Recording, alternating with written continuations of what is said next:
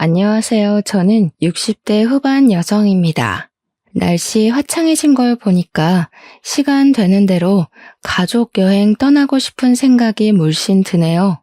아직 우리 집에 아픈 사람들이 있어서 마음 놓고 여행을 계획할 순 없지만 문제가 해결된다면 가까운 해외라도 한번 계획해 봐야겠어요. 저는 현재 병간호로 바쁜 세월을 보내고 있습니다.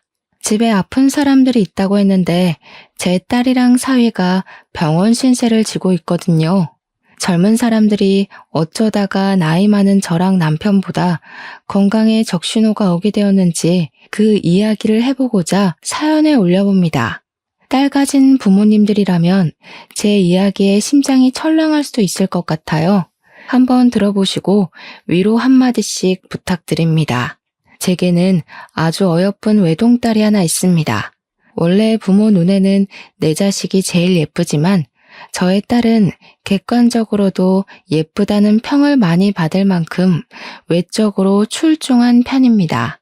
길거리 캐스팅도 몇 번 들어왔을 정도의 얼굴이라고 말씀드리면 조금 공감이 가실지 모르겠네요. 그러나 제 딸은 내성적인 성격이라서 누구 앞에 나서는 걸 싫어했기에 연예계는 꿈도 안 꿨습니다. 그저 공부만 열심히 하며 평범하게 지내온 아이죠. 딸이 인기가 많아서 딸 사춘기 시절에는 우리 집으로 딸을 찾는 남학생들 전화가 많이 오기도 했습니다. 그런 것 보면 저는 자랑스럽다기보다는 좀 걱정이 되었어요. 아무래도 딸에게는 이성으로부터 오는 유혹과 기회가 많을 테니 혹시라도 잘못된 선택을 할까봐 불안했습니다. 제 딸도 언젠가는 결혼을 하겠지만 부디 좋은 남자랑 결혼하길 바랬죠. 그래도 딸은 대학생 때까지는 통학을 했어요. 그리고 딸은 취업을 하면서 지방인 고향을 떠나 서울로 상경을 했습니다. 그때 저랑 남편이 함께 걱정을 좀 했었는데요. 딸이 연락을 꼬박꼬박 줘서 그나마 딸의 삶을 존중해 줄 수 있었습니다. 과잉 애정이라고 생각하실 텐데 맞습니다. 저랑 남편도 잘 알고 있어요. 딸아이를 너무 사랑하고 예뻐하다 보니까 저희도 이 오지랖을 조절하기가 힘드네요. 어쨌든 딸은 저희 걱정과 다르게 하루하루 밝게 잘 지냈습니다. 전화할 때마다 목소리가 좋아서 마치 기분 좋은 일이 늘 있는 것처럼 느껴졌죠. 남들은 직장 생활을 하면서 좋은 시절 다 갔다고 얘기를 하곤 하던데 제 딸은 적응을 잘하는 것 같아서 다행이었어요. 그러던 어느 날 유독 딸의 목소리가 조심스러울 때가 있었습니다. 왜 그러나 싶었더니 딸이 결혼할 남자가 있다고 소개해주고 싶다는 말을 하더라고요. 그때 솔직히 좀 많이 놀랐고 이걸 기뻐해야 할지 걱정해야 할지 가늠을 하지 못했습니다. 그저 어떤 사람이냐고만 물었었어요. 그랬더니 딸이 같은 회사에서 일하는 동료라고 하더군요. 결혼을 마음먹게 된 이유는 다름 아닌 임신 때문이라는 충격적인 고백까지 했어요. 미안해 엄마. 근데 나 그 사람 많이 사랑하고 있어. 그래서 임신한 거 후회 안 해. 제발 결혼 허락해줘. 우리 잘 살게. 전화로 그 소리를 들었는데 결혼할 남자가 생겼다는 얘기보다 더 숨이 콱 막히는 기분이었습니다. 결국 저는 걱정되는 마음에 쓴소리가 나가버렸어요. 뭐? 임신? 너 제정신이야? 도대체 서울 가서 무슨 짓을 하고 돌아다녔길래 임신을 해? 그게 얼마나 큰 책임이 따른 일인 줄 알아? 그래서 결혼하겠다고 말하는 거잖아. 우리 같이 아기 책임지기로 했어. 나 오빠랑 결혼하고 싶어. 허락해주면 안 돼? 저도 저지만 이 사실은 남편이 아주 크게 들고 일어났습니다. 제가 일부러 아빠한테는 얘기하지 말라고 엄마가 좋게 좋게 말해보겠다고 해서 엄청 조심스럽게 얘기를 했던 건데도 남편은 우리 딸을 임신시켰다는 그놈한테만 온 신경이 꽂혔습니다. 하지만 어쩌겠어요. 이미 딸이 임신을 했고 둘은 결혼을 하겠다는 마음까지 먹었다는 걸요. 남편은 그놈 낯짝 한번 보자면서 저더러 딸에게 그놈 데려오라 하라고 시키더라고요. 혹시라도 남편이 큰 사달을 낼까봐 걱정이 되었지만 그걸 딸에게 말했더니 오히려 잘 됐다고, 이참에 아빠한테 확실히 소개하고 허락받고 싶다고 결의만 다질 뿐이더군요. 저는 그래도 예의상 그놈의 인사를 받아주었어요. 그런데 남편은 인사도 안 하고 맞이할 생각도 없고 그저 거실 소파에 앉아 그놈을 험악하게 바라보기만 했습니다. 남편에게서 뿜어져 나오는 분위기를 알아서 저는 아무 말도 못했어요. 딸이 제 아빠 눈치를 보면서 그놈을 엄청 칭찬하는 덕에 그나마 정적이 좀 깨졌었네요. 그놈도 눈치가 있는 건지 알아서 분위기를 읽고는 다짜고짜 우리에게 죄송하다고 고개를 숙였습니다. 아버님, 어머님, 정말 죄송합니다. 그런데 저 절대 무책임하게 고은이 돌아설 생각 없어요. 같이 아이 낳고 행복하게 살고 싶습니다. 제발 허락해 주세요. 절대 아버님, 어머님께서 걱정하실 일 만들지 않겠습니다. 걱정할 일? 우리가 걱정할 일이 뭔데? 이미 우리한테 얼굴 보이기도 전에 걱정을 시켰지 않나? 실수도 저지르고 무책임하게 임신까지 시키지 않았냐고. 그런데 무슨 걱정할 일을 안 만들겠다는 거야? 우리가 자네 말을 어떻게 믿어? 남편의 목청은 몇십 년 함께 살아온 저도 가끔씩 벌벌 떨립니다. 그런데 남편을 처음 마주하는 녀석 입장에선 얼마나 더 무서웠겠어요. 그놈은 실제로 무릎을 꿇은 채로 손을 달달 떨고 있었는데 그 모습이 한편으론 안쓰럽기도 했습니다. 그러나 솔직히 아무런 준비 없이 혼전 임신을 저질러버려서 저도 좋게 봐줄 수가 없었어요. 남편은 특히나 딸을 생각하는 마음이 유별납니다. 그래서 더더욱 그놈의 태도를 더 가볍게 보고 성을 냈어요. 감히 남의 집 귀한 딸내미한테 무슨 짓을 한 거야? 자네가 내 딸을 진심으로 마음에 담고 있었다면 임신시키는 일은 없었어야지. 결국 그놈은 처음부터 우리에게 안 좋은 인식으로 찍혀버렸습니다. 그저 무어라 해명도 못하고 넙죽 엎드리면서 정말 죄송하다는 말만 반복했으며 우리 딸을 진심으로 사랑한다는 증명할 수 없는 말만 늘어놓았어요. 저희는 그놈의 된데미도 모르고 배경도 모르고 그저 딸에게 착하다는 소리 하나만 들었을 뿐입니다. 그런데 그 착하다는 것도 믿기가 어려웠어요. 단연 이유는 준비 없는 혼전 임신 때문이었죠. 남편이 당연히 결혼을 허락해주지 않았어요.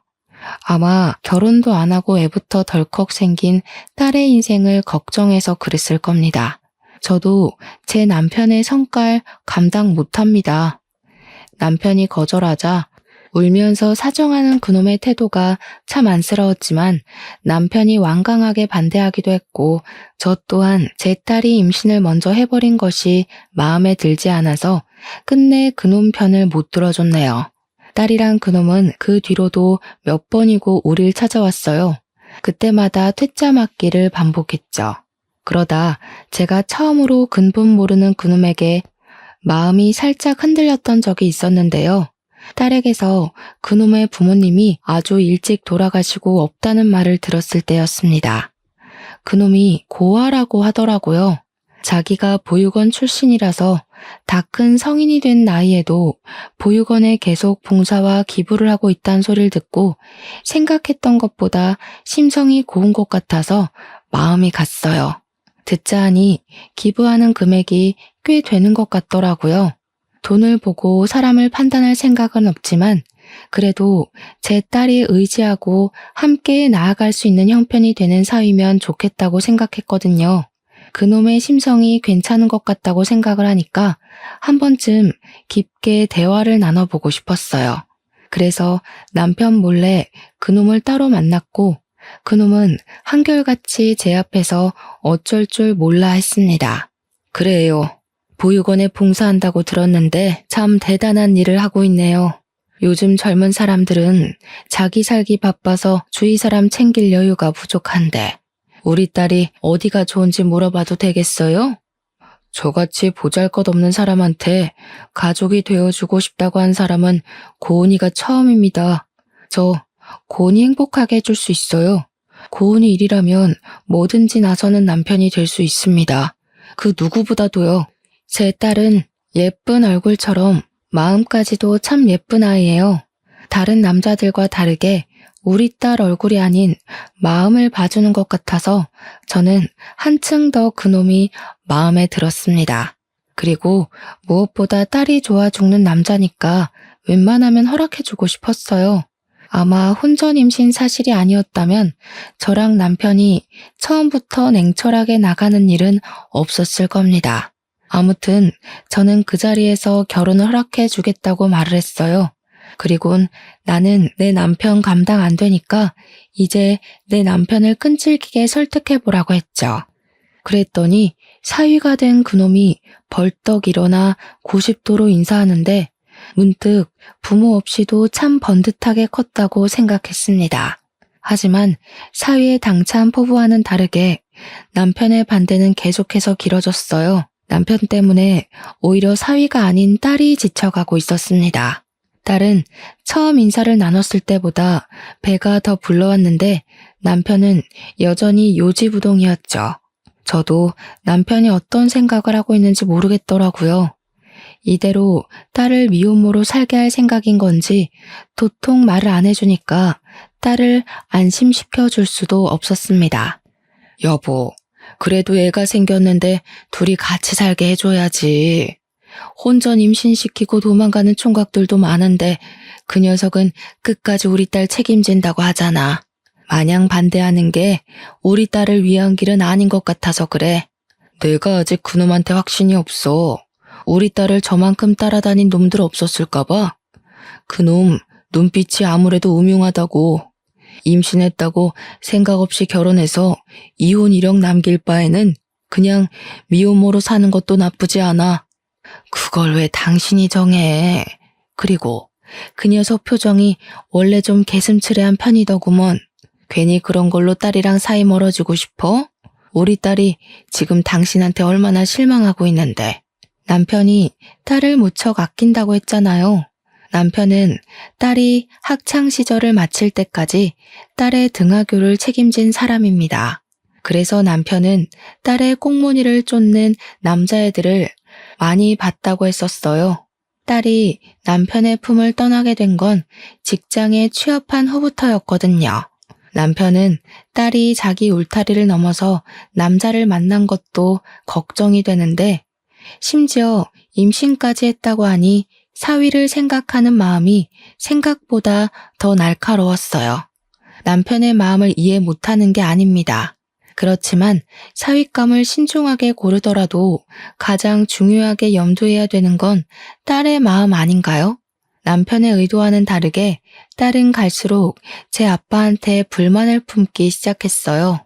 딸이 한 번도 우리에게 반항을 한 적이 없었는데 그날 처음으로 제 아빠한테 성을 냈습니다. 내 인생이잖아. 내가 사랑하는 사람이랑 결혼하고 싶다고. 내가 괜찮다는데 왜 아빠가 자꾸 반대해? 아빠가 나 대신 내 인생 살아? 아빠가 말하는 방식 나한테 안 맞다고. 나는 하나도 안 행복하다고. 네가 잘 몰라서 그런 거야. 처음에 신중해야 나중에 골병 안 드는 법이라니까. 시끄럽고 조금 더 지켜봐야겠으니까 그런 줄 알아. 딸은 시간이 흐를수록 화가 나서 우는 날이 많아졌습니다. 임신을 한 몸이라서 스트레스 안 받게 해주고 싶은데 그게 참 힘들었어요. 그렇게 딸 임신은 어느새 8개월까지 흘러 딸의 배가 눈에 띌 만큼 부풀었습니다. 딸은 더 이상 일을 할 수 없게 되어 휴직을 냈다고 했어요. 제가 딸에게 전화해서 본가에 내려오라고 했지만 딸은 자기 아빠 보기 싫다고 결혼 허락 안 해주면 평생 본가에 안 간다고 고집을 부리더라고요. 그때 그 전화를 남편이 옆에서 같이 듣고 있었는데 혼자 고심을 많이 하는 표정이었습니다. 딸이 고향의 발길조차 되지 않겠다고 하니까 불안하긴 했나 보더라고요. 또 딸 혼자서 그 몸으로 병원 다니고 고생하는 걸 엄청 걱정하는 듯 했습니다.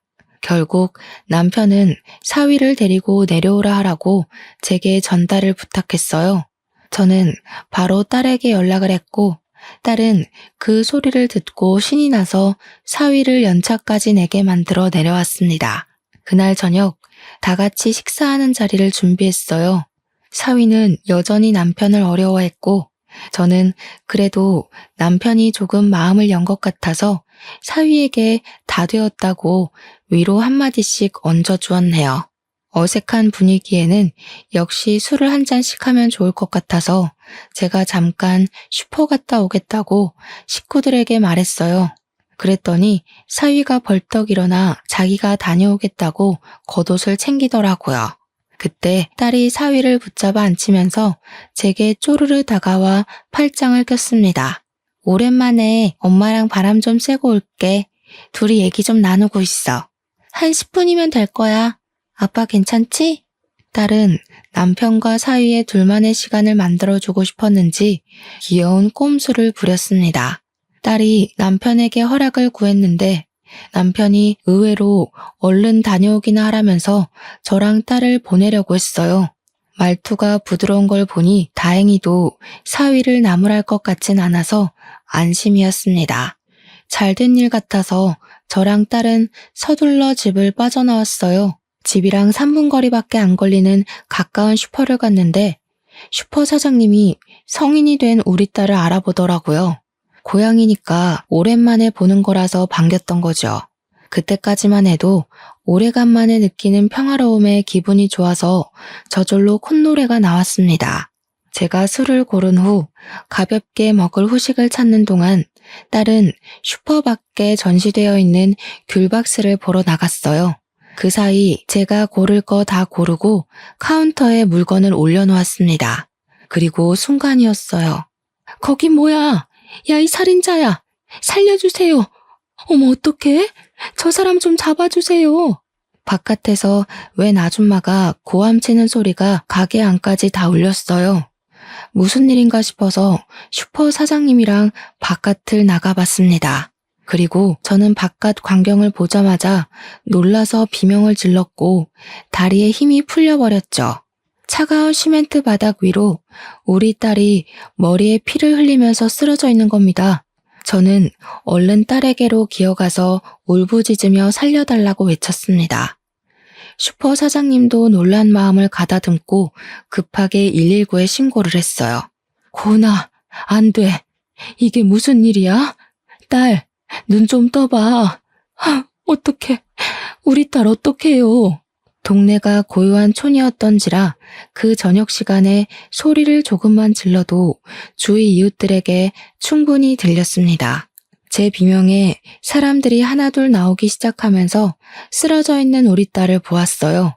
대개 다들 여기서 오래 산 사람들이라 우리를 알아봤습니다. 다들 놀라서 이게 대체 무슨 일이냐고 같이 발을 동동 굴렀어요. 저는 그저 딸 때문에 다른 사람들 말 아무것도 안 들리고 그저 제 딸만 부둥켜 안고 울었습니다. 그러길 잠깐 있었을까. 119가 금세 도착했고 딸을 실은 구급차를 따라서 병원으로 향했어요. 검진과 필요한 수술을 하는 동안에 저는 남편에게 전화해서 소식을 알렸습니다. 그러자 남편이 병원으로 급히 달려왔어요. 잔뜩 화가 나서 도착한 남편은 수술실 앞에서 대체 무슨 일이냐고 어떻게 된 거냐고 물었는데 저는 그제야 정작 같이 있었던 제가 아무것도 모른다는 사실을 자각했습니다. 제가 아무 말도 못하고 있자 남편이 버럭 성질을 냈어요. 당신은 같이 갔으면서 뭐하고 있었어? 대체 어디에 정신 팔려 있었으면 딸이 사고를 당하는 것도 못 봤던 거야? 아니, 고은이가 귤 본다고 잠깐 밖에 나갔는데 나도 어떻게 된 건진 모르겠어. 근데 왜 당신 혼자 왔어? 김서방은? 김서방은 뭐가 김서방이야? 이 자식 도대체 어디로 튄 건지 나타나지도 않고 내가 한자리에서 몇 분을 기다렸는데 무슨 그런 무례한 녀석이 다 있는 거야? 남편 말로는 사위가 우리 나가고 나서 얼마 안 있다가 도중에 전화 받는다고 잠깐 집 밖을 나섰다고 했습니다. 그리고 한동안 안 들어왔는데 그 이후 제 전화를 받고 바로 병원을 달려온 거라고 했어요. 갑자기 사위가 어딜 간 건진 모르겠지만 우선 우리 딸이 산모이기 때문에 뱃속의 태아 건강이 가장 중요했습니다. 다행히 태아는 건강하다는 말을 듣고 한층 안심을 할 수 있었어요. 남편도 그제야 112에 이 사실을 또 한 번 더 신고했습니다. 사위는 정말로 그 시간 이후로 신기루처럼 사라지고는 하루 종일 나타나질 않았어요. 혹시나 집에서 우릴 기다리고 있지 않을까 싶어서 전화를 해보고 싶어도 전화번호를 몰라서 못 해봤습니다. 혹시나 해서 확인하러 다시 집을 다녀온 남편이 없다고 하더라고요. 몇 시간이 지나도 나타나지 않는 거라면 이 녀석이 말도 없이 서울을 갔나? 그런 생각도 했었어요. 일단 저희에게 당시 걱정거리는 사위가 아니었어요. 딸이 깨어나지 않는다는 것이었죠. 의사가 말을 하길 강한 걸로 안면을 얻어맞고 쓰러지면서 머리가 바닥에 무방비하게 부딪히는 바람에 뇌진탕 크게 왔다고 했습니다.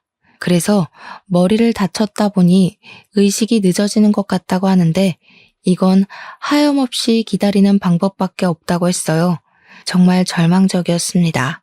딸이 이렇게 사고를 당한 것이 제 탓 같아서 너무 괴로웠어요. 이 와중에 딸의 배는 계속 불러오고 사위는 나타나지도 않고 그야말로 불행이 따로 없었습니다. 남편은 목격자나 증거를 찾아서 슈퍼 주위를 몇 번이나 돌아다녔어요. 그러더니 어느 날 실제 목격자를 만나 진술을 받아왔다고 하더라고요. 목격자는 동네 사람이 아니라 잠깐 동네에 들린 사람이라 찾는데 좀 걸렸다고 했습니다. 남편이 그걸 경찰한테까지 부탁해서 그 사람을 찾아낸 거였어요. CCTV가 그 길에는 하나밖에 없었는데 하필 범인 뒷모습만 찍혔던지라 같이 찍혀있던 목격자를 찾는 게 더 빨랐다네요. 그렇게 목격자가 제 남편의 물음에 진술한 내용은 다소 충격이었습니다. 그 목격자는 그날 그 길을 지나가면서 웬 남자가 제 딸한테 접근해서 톡톡 건드리며 아는 체를 하는 걸 봤고 분명 남자가 아무 말도 안 한 것 같은데 딸이 엄청 놀라면서 사색이 되는 바람에 눈길이 갔다고 했어요. 그게 이상해서 쭉 지켜보며 걸어오고 있었는데 거리가 조금 가까워지려 할 때쯤 그 남자가 갑자기 제 딸에게 손을 올리며 죽어! 그렇게 말했다고 하는 겁니다. 그리곤 말릴 새도 없이 남자가 딸의 안면을 큼직한 주먹으로 강타했고 딸이 그대로 정신 잃고 쓰러지자 그 다음엔 남자가 발을 올려 딸을 걷어차려고 했다며 진술했죠. 그때 목격자가 살인자다 라고 소리친 거래요. 그렇게 하지 않았으면 남자가 정말 제 딸의 배를 분질러 버릴 것 같았다고 하더라고요. 목격자가 그렇게 소리를 지른 덕에 남자는 딸에게 침만 뱉고 그대로 튀었다고 했습니다.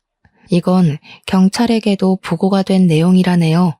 남편은 몇 번이나 들었을 텐데도 목격자가 진술 녹음을 들으면서 마치 처음 듣는 것처럼 화나 있었습니다.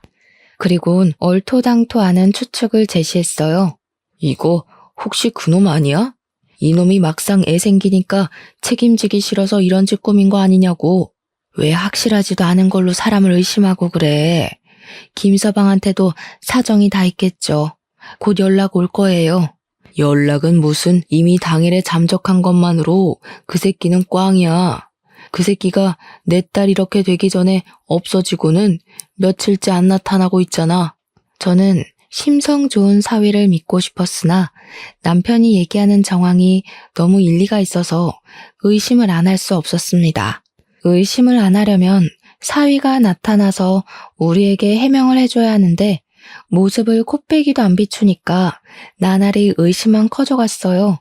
딸도 안 일어나 사위는 사라져버려 목격자는 그 범인이 젊은 남자라고 해서 저랑 남편은 결국 생각하는 대로 시나리오를 쓸 수밖에 없었죠. 그렇게 한 1년이 지나버렸습니다.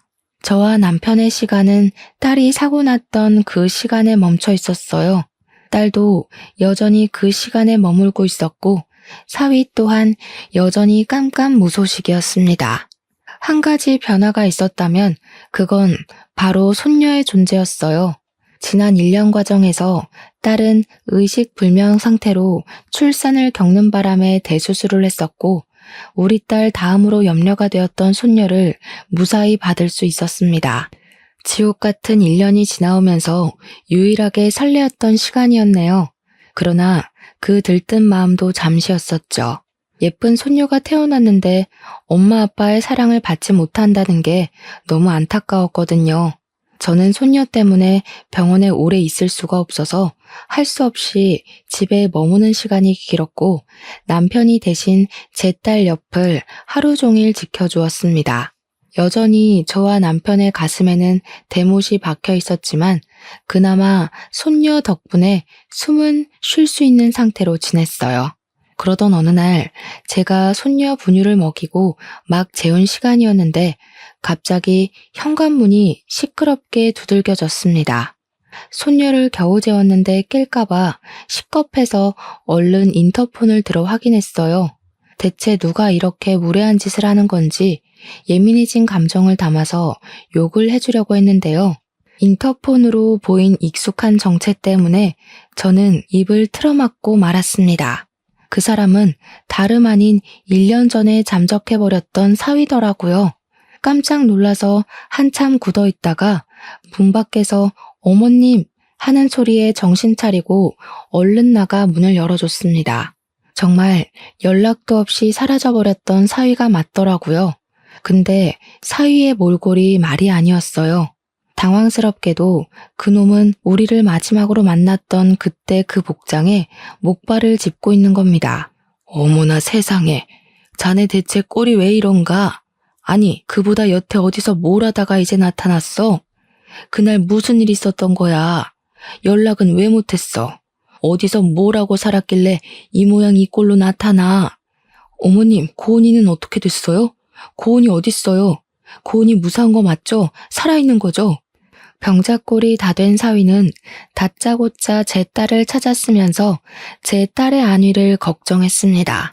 그러자 저는 남편과 함께 사위를 의심했던 순간이 떠올라서 바로 사위의 멱살을 잡았어요. 정말 자네 짓이야? 자네는 내 딸이 사고당한 거 어떻게 알고 있어? 뭘 하다가 이제야 나타나서 내 딸을 걱정하는 척해? 자네 그럴 자격이 있다고 생각하나? 내 딸 아직까지 못 깨어나고 식물인간으로 누워있어. 애를 임신시켜놓고 대체 이게 무슨 무책임한 짓이야? 식물인간이 되어 1년째 못 깨어나고 있다는 딸 소식을 듣더니 사위가 갑자기 목발을 쓰러뜨리며 주저앉아 버렸습니다. 그러고는 마치 아이처럼 엉엉 울기 시작했어요. 지금 울고 싶은 사람이 누군데 먼저 선수를 치는 건지. 우리 딸 내팽겨 쳐놓고 사라진 사위가 너무 미웠지만 사위가 목 놓아 우는 모습을 보니 그게 또 거짓 같지는 않아 보여서 헷갈렸습니다. 연기하지 마. 그래봤자 자네가 우리 딸 버리고 잠적했다는 사실은 안 바뀌어. 우리가 걱정 안 하도록 고은이 잘 봐주기로 했잖아. 고은이 행복하게 해준다고 했잖아. 그런데 이게 뭐야? 우리 고은이 책임진다고 얘기해놓고 지킨 게 뭐가 있어? 서럽게 우는 사위의 태도가 혼란스러워서 저도 눈물을 흘렸습니다. 주저앉아 있는 사위를 쥐어잡고 없는 힘을 실어 흔들었어요. 제가 계속 뭐라고 말 좀 해보라고, 아는 게 있으면 빼먹지 말고 다 말해보라고 재촉을 했더니 그제야 사위가 억지로 울음을 진정시키면서 더는 제가 헷갈리지 않을 수 있게 입을 열었습니다. 저랑 남편은 몰랐던 지난 1년간의 자신의 알리바이를 대기 시작했어요. 사위 입에서 나오는 사실들은 제 손발이 다 떨리도록 만들었습니다. 사위로 인해서 제 기억은 다시 1년 전으로 돌아갔어요. 그날 사위는 남편이랑 단둘이 처음으로 딸 얘기가 아닌 사적인 대화를 텄다고 합니다. 낚시를 좋아한다는 공통점을 찾아서 그걸로 대화를 나누고 있었는데 느닷없이 회사에서 전화가 왔고 팀장직 자리에 있었던 사위는 급하게 연차를 내고 온 사정이라서 전화 안 받을 수가 없었다고 했어요. 그래서 남편에게 양해 구하고 잠깐 현관 밖으로 나갔다고 했습니다. 우리 집이 주택이라서 현관문을 나오면 마당이 있고 열린 철문이 바로 보이는 구조입니다. 그런데 통화하는 사이 어떤 남자가 우리 집 입구를 지나가면서 자기 쪽을 돌아보는데 사위가 보기엔 모자 밑으로 보이는 얼굴이 낯익었다고 하더라고요. 그리고 그 남자의 정체를 한 5초 뒤에 알아본 사위는 급하게 그 남자 뒤를 쫓아갔다고 했습니다. 그렇게 사위랑 그 남자는 추격전을 하게 되었대요. 둘이서 한참 달리다가 생각 없이 도로로 뛰어드는 바람에 나란히 교통사고가 나버렸다고 하는 겁니다. 그 사고로 크게 다친 사위는 오랫동안 의식을 찾지 못했고 자기 쪽 먼 친척에게 사고 연락이 가는 바람에 의식 없는 채로 서울병원으로 이송되었다고 했어요. 그렇게 병원 신세를 진 지 7개월 만에 눈을 떴는데 몸이 오랜 기간 동안 잠을 잤던지라 근육이 다 죽어버렸고 자리에서 일어나는 데만 몇 개월이 걸렸다고 했어요. 게다가 재활하는 데에 또 몇 개월, 몸을 움직일 수 있게 되자마자 다시 우리 집을 찾아오게 되었다고 했습니다. 사위가 거짓말을 하는 것 같진 않았어요. 사위 하는 말을 들어보니까 제 딸이 그렇게 봉변을 당한 것이 사위가 쫓던 남자 때문일 거라고 그렇게 말을 하더라고요. 범인을 못 찾고 있던 과정에서 사위가 해준 말은 범인을 잡을 수 있는 희망과도 같은 발언이었습니다. 그래서 사위 말을 더 믿고 싶었어요. 그럼 내 딸 그렇게 만든 놈을 자네가 알고 있다는 거야? 그놈이 누구야? 누군데 감히 내 딸한테 그런 짓을 해? 자네랑 깊은 사이인 거야? 얼굴 보니까 기억나더라고요. 고은이도 아는 사람이에요. 저랑 고은이 대학교 때부터 만났잖아요. 아마 고은이가 부모님 걱정한다고 말 안 했을 거예요. 그때부터 고은이를 지독하게 쫓아다녔던 남학생이 하나 있는데요. 그러니까 사위가 하는 말은 이랬습니다. 그 남학생이 제 딸한테 흑심을 품고 계속 쫓아다니며 스토킹을 했다고 하는 거 아니겠습니까? 딸이 대학교는 통학을 했는데 그 남학생이 우리 딸 동네까지 쫓아오면서 스토커 짓을 했대요. 딸이 학교를 졸업할 때까지 그렇게 시달리도록 했다는데 취업을 서울로 하면서부터는 그 스토킹이 끊겼다고 했습니다. 그런데 오랜만에 내 딸이 고향을 돌아오자 여전히 고향에 머물고 있던 그 범인이 딸을 보게 된 거고 배가 불러있는 딸을 보고는 울컥해서 팼을 거라는 것이 사위의 추측입니다. 심지어 그 범인은 학교 다닐 적에 사위가 남자친구인 걸 알고 사위도 때린 적 있다고 했어요. 사위는 제 딸을 그놈으로부터 지키려고 항시 대기하고 연락하고 붙어 다녔다더군요. 그런 줄도 모르고 저랑 남편은 사위를 범인 취급하면서 쌍욕을 한 거였어요. 문득 미안했습니다. 그런 일이 있었으면 진작에 말을 하지 그랬어. 나는 진짜 몰랐네. 미안하다. 엄한 사람 붙잡고 원망하기만 했는데 자네 볼 면목이 없어. 아니에요, 어머님. 그런 말씀하지 마세요. 제가 판단을 제대로 못했어요.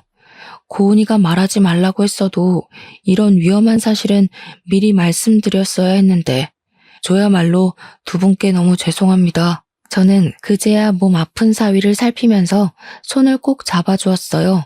그리곤 그 범인에 대해서 더 물었습니다. 사위 말로는 그 범인이 가정이 있다고 하더라고요. 와이프도 있고 자식 하나 있는데요. 그런데도 제 딸을 잊지 못해서 그 짓을 벌인 것 같다고 합니다. 어떻게 가정이 있는 가장이 그런 짓을 벌일 수가 있는지 그저 속상하기만 했어요. 제가 몰랐던 이 모든 사실들은 제 혼란을 한꺼번에 잡아먹을 만큼 충격적이었습니다. 다른 건 일단 모르겠고 그래서 그 범인이 지금 어디 있는지가 중요했어요. 저는 사위놈에게 당장 그놈의 낯짝을 저한테 보여달라고 부탁했습니다. 알아봤는데 그때 저랑 같이 교통사고 나서 즉사했다고 하더라고요. 꼭 죗값 받게 해주고 싶었는데 죽어버리는 바람에 못하게 돼버려서 정말 죄송해요. 저도 그놈 잡아서 면상 한 대라도 더 쳐주고 싶었는데 제 딸 그렇게 만든 놈 만나기만 하면 꼭 똑같이 해주고 싶었는데 죽어버렸다니 그것 또한 당황스러운 소식이었습니다. 사위 말대로 지독하게 고통스러운 죗값을 받게 해주지 못해 아쉬웠습니다. 어쨌든 사위가 나쁜 놈이 아니라는 건 일단 다행이었어요. 우리 딸애가 손녀를 낳았는데 애아빠 되는 사람이 형편없는 사람이면 얼마나 더 속상한 일이겠습니까? 불운에 불운이 더해지지 않아서 그 부분은 안심이 되었어요. 저는 일단 사위를 부축해 집 안으로 데리고 들어왔어요. 그리곤 사위 또한 손꼽아 기다렸을 손녀를 사위에게 보여주었습니다. 그러자 사위는 겨우 그친 눈물을 다시 흘리면서 조심히 자고 있는 손녀의 손을 잡았어요.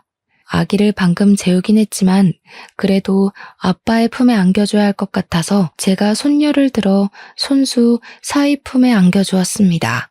아이가 부서질까봐 제대로 만지지도 못하고 있던 사위는 그제야 자기 딸을 마음껏 안아봤어요. 또 엉엉 소리내어 울기 시작했습니다. 이름은 자네랑 딸 생각해서 아직 못 지었어. 너희들이 태명으로 부르던 이름을 대신 부르고 있었다. 이제 아빠가 왔으니 우리 손녀도 이름이 생겨서 좋겠네. 우리 딸도 꼭 깨어날 거야. 자기 새끼를 이렇게 두고 그냥 가래 아니니까. 그렇겠지? 그럼요. 고은이 그렇게 무른 아이 아닌 거 저도 잘 압니다. 감사합니다, 어머님. 어머님이랑 아버님 덕분에 제가 너무 큰 빚을 졌네요. 평생 효도하면서 살겠습니다. 사위는 끊임없이 죄송하다는 말을 연신하면서 오열했어요. 저는 그런 사위에게 혼자 마음고생 많이 했다고 달래주면서 그간 사위를 원망했던 마음을 싹 지워버렸습니다. 그리고 그런 사위를 데리고 제 딸에게 향했어요. 차에서 병원 가는 길에 이미 남편에게 다 설명을 한 상태라 남편도 딱히 사위를 나무라지 않았습니다. 내가 오해했던 부분에 대해선 다 사과를 하지. 그저 딸한테 눈 멀어서 앞뒤 분간 못했던 늙은이 히스테리였다고 생각해주게. 그동안 나 없는 곳에서 우리 딸 지키느라 고생 많았어. 고마워. 울면서 남편한테도 연신 사과하던 사위는 남편이 어깨 한번 두드려주자 눈물을 후두둑 떨구었습니다. 그리고 남편이 열어주는 병실 문 안으로 들어섰어요. 사위는 누워있는 제 딸을 보면서 목발도 제대로 못 짚고 다가가 의자에 주저앉습니다. 내가 같이 갔어야 하는 건데 나 때문에 내가 지켜주지 못해서 이렇게 됐어. 미안해, 고은아. 오빠가 이제야 와서 너무 미안해.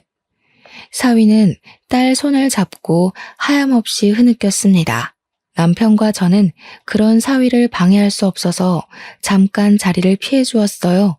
다행히 남편은 사위에 대한 오해가 다 풀렸고 사위를 향해 마음을 정말 열었습니다. 사위는 일을 그만뒀다고 그 이후부터 딸 곁에서 생활하면서 필요한 치료를 받았어요. 그래서 저랑 남편은 사위를 믿고 집에서 잠을 잤습니다. 제가 병원을 가면 사위는 그때만 한 번씩 손녀를 안아봤어요. 그렇게 3년이 더 흘렀지만 제 딸은 여전히 깨어나지 못했습니다. 그런데도 사위는 전혀 지치지 않았어요.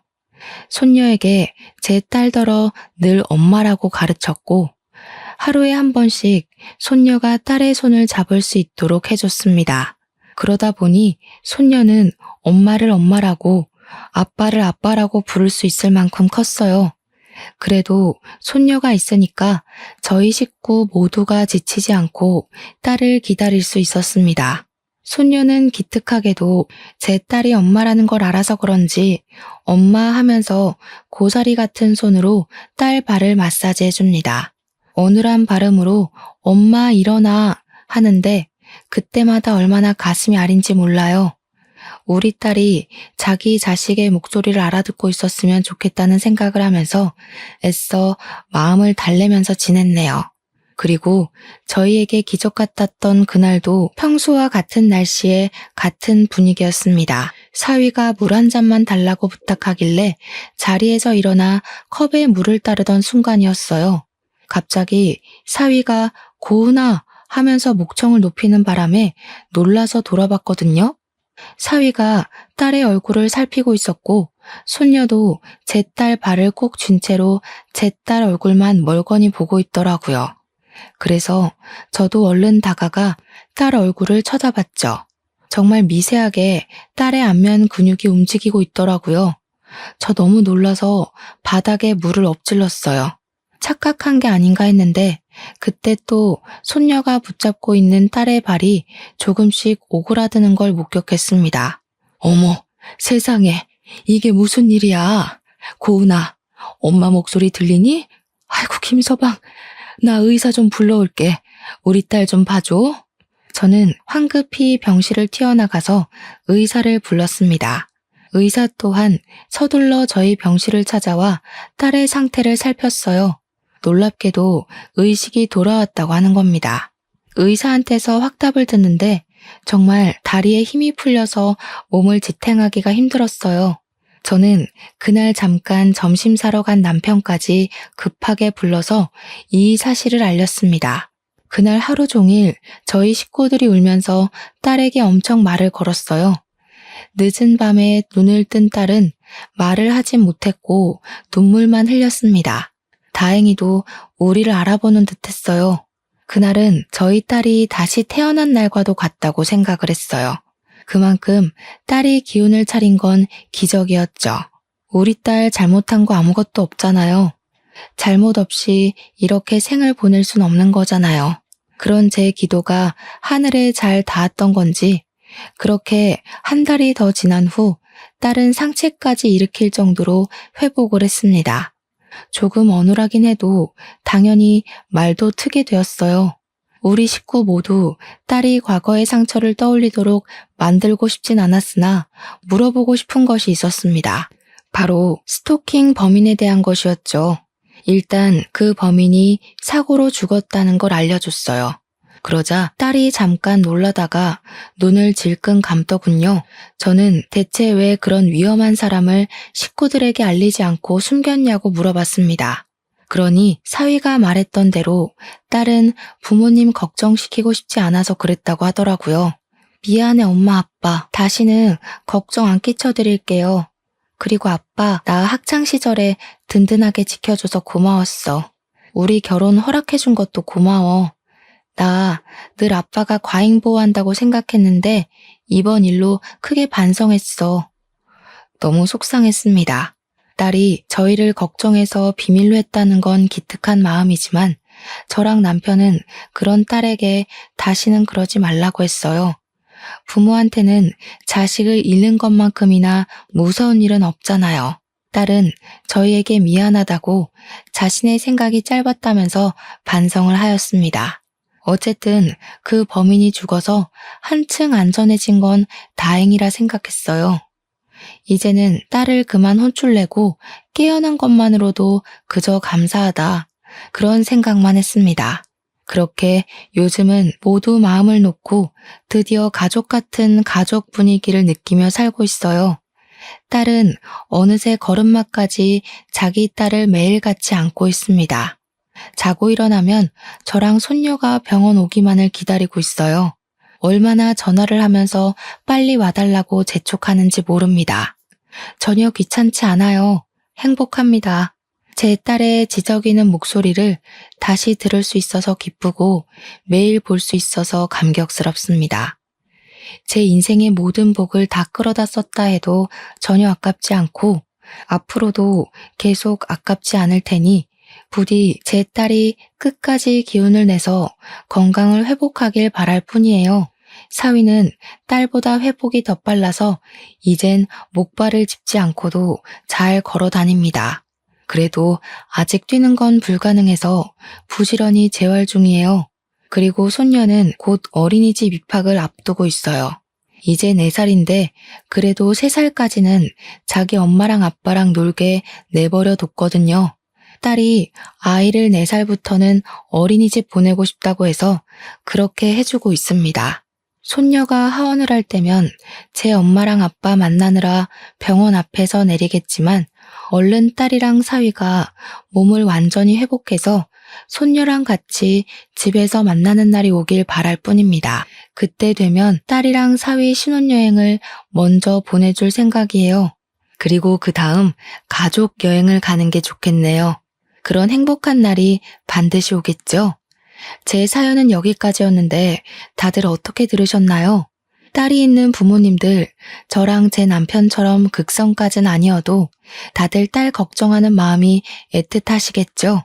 부디 세상의 모든 딸들이 좋은 남자를 만나서 행복하게 살았으면 좋겠네요.